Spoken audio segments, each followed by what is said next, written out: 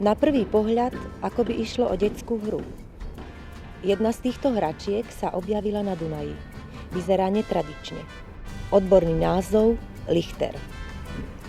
Náklad, ktorý obsahuje vo svojich útrobách, netreba prekladať v prístavoch.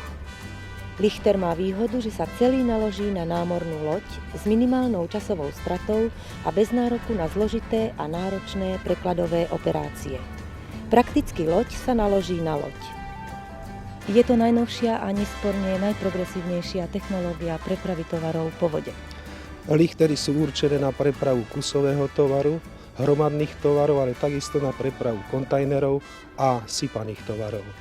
Lichterov voz Julius Fučík, ktorý si spoločný Československo, Maďarsko, Bulharsko, sovietský medzinárodný podnik Interlichter prenajal od sovietskej dunajskej plavby, je skutočne technický zázrak súčasného lodného staviteľstva.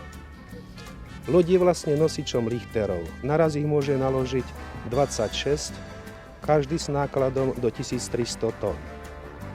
Lichtery naložené v prístavu horného, stredného a dolného úseku Dunaja sú otláčané riečnymi loďami do prístavu v ústi Dunaja a odtiaľ lichterovozom, námorným nosičom, dopravené do určených námorných prístavov. Lichterový spôsob prepravy po Dunaji sa ešte iba začína uplatňovať a už sú zrejmé jeho obrovské výhody. Je len samozrejmé, že okrem Ferrometu a Koospolu by mali začať tento progresívny systém prepravy využívať i ďalšie organizácie zahraničného obchodu.